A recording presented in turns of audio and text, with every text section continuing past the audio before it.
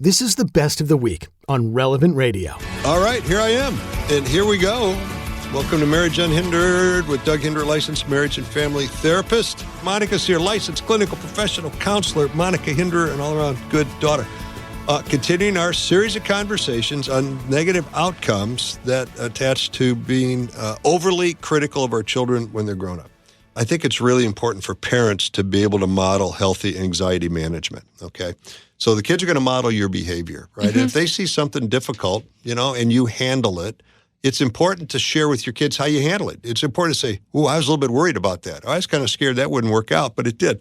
Or it's talk about things that times you bounced back, stories about how you did well, right? So model good anxiety management. Mental illness, I think, is contagious. And I think one of the things that parents pass on to their kids is anxiety. If you got a highly anxious parent, they tend to produce highly anxious children, right? And so times when you've controlled your anxiety, when you were worried, you calmed it down, you went through some sort of mental thought process, maybe some breathing exercises, and you get yourself to a good place where you're able to handle it. I think sharing that with your children is really very important. And then the last point I wanted to make sure we got across is there's a real opportunity here to bring God into the picture, and that God is all good, and that God, nothing that happens to us is bad if we have the right supernatural perspective, because it's all there for our betterment. And this idea of abandonment to divine providence, that this is where God put me at this point in time, and I'm okay with that. I don't need to worry about what's going on. And, as St. Paul said, everything works to the good for those who believe in God, who love God.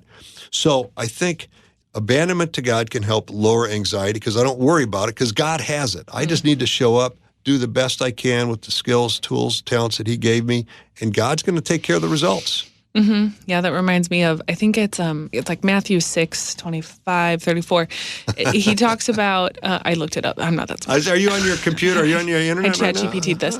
But it's one of my favorites in that he is writing about not to worry, right? That God takes care of the birds of the air and the lilies of the valley, and if he clothes them in beauty, he'll take care of us. And worrying hasn't added a day to our life or changed anything, right? And so this kind of idea that God provides, even if we don't fully understand it, and that our anxiety doesn't change or make it better, right? Like, you're still going to face these things are still going to be hard. Your anxiety didn't make it better. Right. And so, sitting in it isn't the best option. And you work with anxiety a lot more than I do, but anxiety shows up because it ruins a lot of marriages, right? I mean, if you're married to a highly anxious person, you're kind of making me crazy. That brings a lot of stress into the marriage. And I've yet to work with anybody who said, things weren't going well. And then I started really worrying, and then everything got better, right? It never gets better. Worry never makes it better. So don't do it.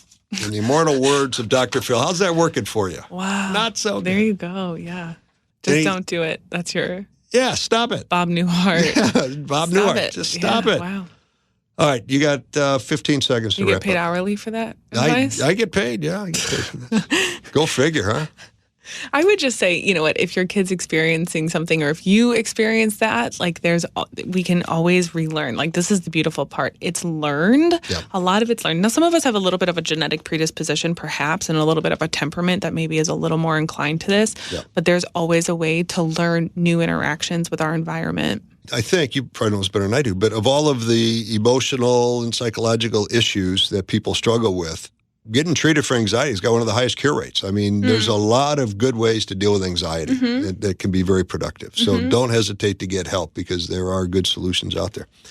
Listen, we always end, as you know, with a memorare to our Blessed Mother, because some couple out there is going to have a really big problem tonight, and they're going to need extra special grace to navigate through it. And we offer this memorare to our Blessed Mother so she can apply that grace to whatever couple is going to be in the most need tonight. So if you will join me, please. Remember, O most gracious Virgin Mary, that never was it known that anyone who fled to thy protection, implored thy help, or sought thy intercession was left unaided. Inspired with this confidence, we fly unto thee, O Virgin of Virgins, our Mother. To thee do we come. Before thee we stand sinful and sorrowful. O Mother of the Word incarnate, despise not our petitions, but in thy mercy hear and answer us. Amen.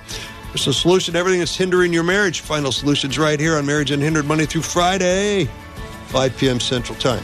We'll see you tomorrow. Like what you just heard? Share it with your family and friends.